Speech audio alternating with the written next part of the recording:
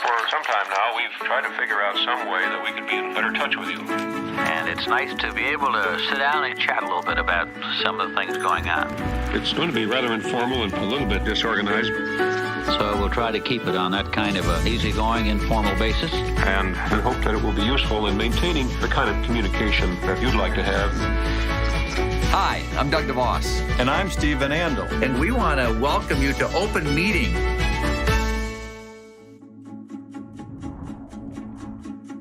Hi, everybody. This is Open Meeting again, where Doug and I get a chance to talk to all of you about what's going on in the world of Amway. The fun thing for us is to see Amway alive and well around the world. Dad and Jay, they believed that the entrepreneurial spirit went beyond borders and that it was really connected with people everywhere. And so when we do these trips, it just renews our faith in that original belief.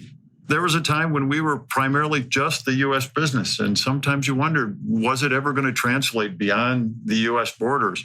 And today, it's obvious. All you have to do is go to all the different countries that we're in, and you can see that it translates. And so part of what was at one time a concern, no longer is there a concern about that.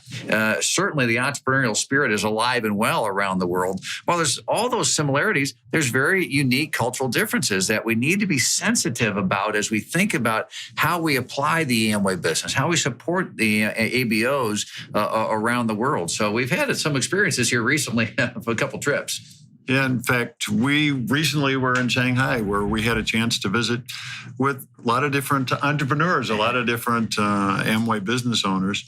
But we particularly had a chance to visit with some of the under 35 group. We talked a little bit about the 82% of that group that's very excited about being entrepreneurs. And the excitement that was generated in that room with literally hundreds of entrepreneurs was crazy. And to connect their entrepreneurial spirit with a product, with a lifestyle, with dreams and aspirations, and kind of connecting it really beyond that with people who are sharing the same experience.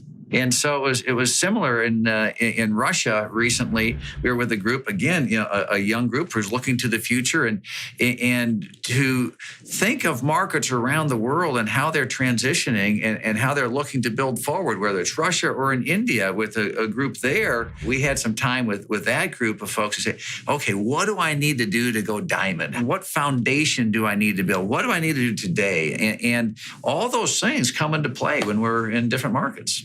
Some of the foundations of the Amway business, they don't change around the world. They're the same. When we talk about freedom, family, hope, and reward, that doesn't change. But culturally, you can begin to see some different products that come in culturally, different nuances that happen, and we just begin to understand some of those. And one of the interesting things, talk about your trip a little bit, because you went to Australia, one of Amway's first international markets. But it was an Amway China group that was there, which is kind of fun to kind of mix the two. Oh, it was. It was a leadership group that was in Australia, and I had a chance to go talk with them. In fact, the Australian Prime Minister welcomed them there because it was such a big group of Chinese. They were happy to have all the tourists there. And it was fun to see how they recognized and were very careful and realized that they represented Amway in a different country and to some of the top leaders of that country. The Amway spirit's alive and well, and it's fun to see that, and it's fun to remember the original drive for expansion, taking that next step, taking that risk that Dad and Jay took. And so every time you kind of go there, I don't know about you, we kind of scratch our heads and go, wow, it's that or those original steps. You think those are pioneering ABOs who took those steps in those markets, and when we were brand new, whether it was Canada or Australia or the United Kingdom, and so to see it still going is pretty gratifying. Oh, yeah. I remember the early days traveling around with Dad and going to different markets. And I always wondered why he traveled to so many different markets. Yeah. But basically, he was saying, I want to see if the Amway business is actually going to work there or not. Yeah. And he had those ideas early on. But obviously, now it's translated because we're there. Yeah.